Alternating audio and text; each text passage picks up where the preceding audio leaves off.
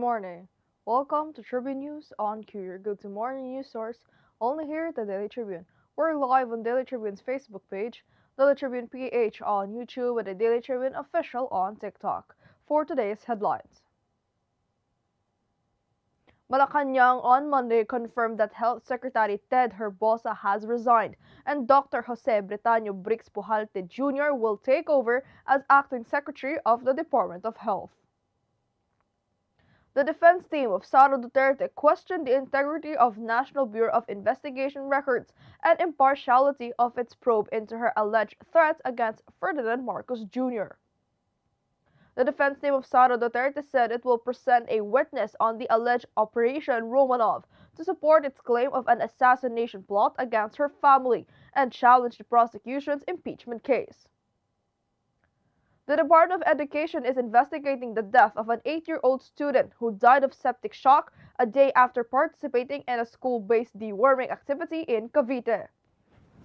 A massive bar fire in Bangkok killed at least 27 people and injured dozens, marking Thailand's deadliest such incident in nearly 2 decades. BDO Unibank shortened the offer period for its 6 peso denominated ASEAN Sustainability Bond after strong demand from retail and institutional investors. Catherine Bernardo will receive her first wax figure at Madame Tussauds, Hong Kong, becoming the latest Filipino celebrity to be immortalized at the attraction. Manny Pacquiao is eyeing a January 2027 rematch with Floyd Mayweather Jr., contingent on Mayweather resolving his legal issues.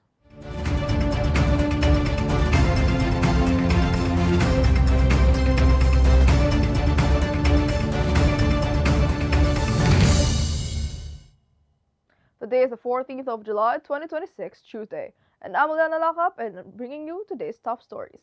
Let's kick things off with today's weather.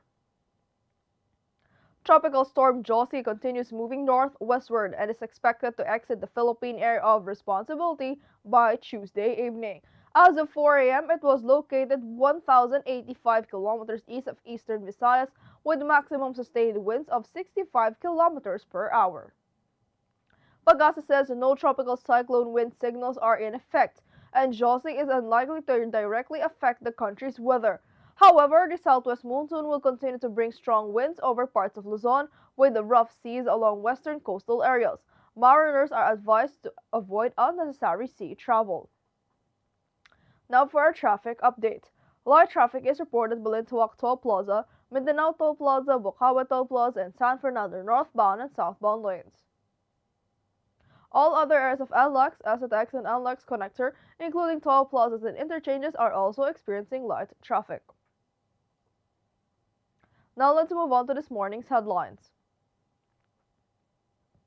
Health Secretary Ted Herbosa has resigned due to health reasons after undergoing surgery that will require 3 to 4 months of rehabilitation, the Malacanang confirmed. Palace Press Officer Claire Castro said President Ferdinand Marcos Jr. accepted Herbosa's resignation and appointed Dr. Jose Bretaño Brix Pujalte Jr. as acting health secretary. Herbosa said he could no longer give the department his full attention during recovery. Malacanang also dismissed claims that complaints against him prompted his resignation. Pujalte is a veteran orthopedic surgeon and a longtime head of the Philippine Orthopedic Center. The Vice President Sara Duterte's defense team challenged the credibility of the National Bureau of Investigation's probe into her alleged threats against President Ferdinand Marcos Jr., citing inconsistencies in case records and questioning the Bureau's impartiality. The defense pointed to discrepancies in NBI documents and argued the Bureau cannot be fully independent because it is under the executive branch. NBI Regional Director Jeremy Lotok denied political influence, saying the investigation was evidence-based. Meanwhile, House prosecutors maintained that Duterte's public statements alone are sufficient to support the impeachment charge of betrayal of public trust. The Vice President Sara Duterte's defense said it will present a witness to support its claim that an alleged assassination plot against Duterte and her family known as Operation Romanov prompted her controversial remarks in November of 2024. Defense lawyer Mark Vinluan told the Senate impeachment court the witness would help establish the alleged threat but did not identify the person. The prosecution argues Duterte's statements themselves are grounds for impeachment, while the defense insists they were meant as a warning to protect her family, not as an assassination order. The Department of Education is investigating the death of an 8-year-old grade 4 student in Cavite who died of septic shock a day after joining a school-based deworming program. Initial medical findings linked the death to an infection that led to septic shock, but authorities have not determined whether the deworming medicine or an underlying condition was the cause. DepEd urged the public to avoid speculation as it conducts a joint investigation with the Department of Health. The incident also renewed calls for more school nurses and increased funding for school health services. Now, a massive fire at a bar and a restaurant on the outskirts of Bangkok has killed at least 27 people and injured 63 others, making it Thailand's deadliest fire in nearly 2 decades.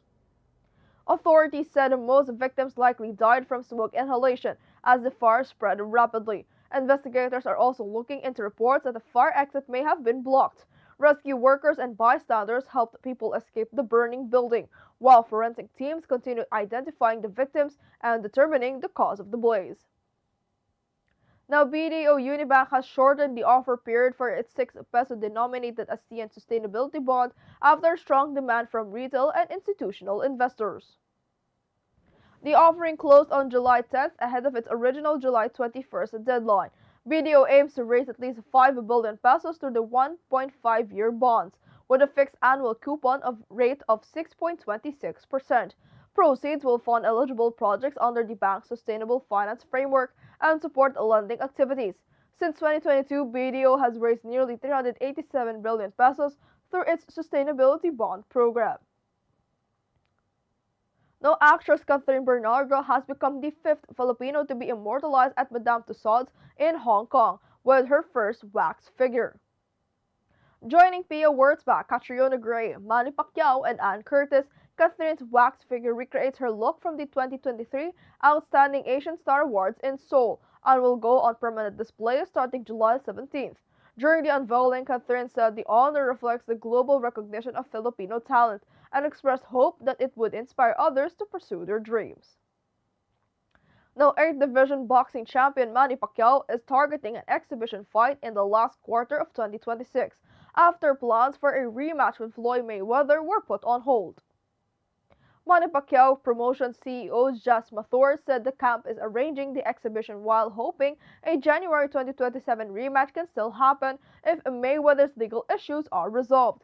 Pacquiao last fought in July 2025, battling Mario Barrios to a draw for the WBC welterweight title. Mathur added that the Filipino boxing legend remains in top condition for a return to the ring. Now, a quick look at today's horoscope. Today calls for patience and resilience, Capricorn. Life may test your limits, but this is your chance to show your strength and trust the process. Avoid rushing to conclusions and let events unfold in their own time. Mental stress may weigh on you, so make space to rest and recharge. In your personal life, misunderstandings with your partner may arise, making honest communication essential. Financially, conditions remain steady, so focus on careful planning and avoid unnecessary spending. Now, Tribune, did you know on this day in 1960, Northwest Orient Airlines Flight 111, a Douglas DC-7C bound for Manila, successfully ditched in the Pacific Ocean near Polillo Island, Quezon, after an engine failure triggered an in-flight fire. Through the calm leadership of Captain David G. Rall, the crew's swift emergency response, 57 of the 58 people on board survived. Rescue teams from the U.S. Coast Guard and the U.S. Navy arrived within hours to save the survivors. The incident remains one of aviation history's most successful emergency water landings, and a testament to exceptional crew professionalism and preparedness. Now, this morning's viral comes from a TikTok video that has racked up 1.1 million views, highlighting the ironic reality of a place that is supposed to be known as the happiest place in the province. But judging by what happened, it might not have lived to its title. Curious what it's all about? Let's watch this. Happiest place in Cavite. Isa ka pa. Sinabi kaninang pumasok na sabay-sabay papasok. Happiest place in Cavite. Happiest place Diba? in Cavite. Happiest place in Cavite. Isa ka pa, isa ka pa, isa ka pa. Sinabi kaninang pumasok na sabay-sabay papasok. Happiest place in Cavite. Happiest place Diba? in Cavite. Happiest place in... And that's all for now mga katribu. Join us again at 1 o'clock p.m. for more updates. This has been Eliana Lacap for Tribune News on Q.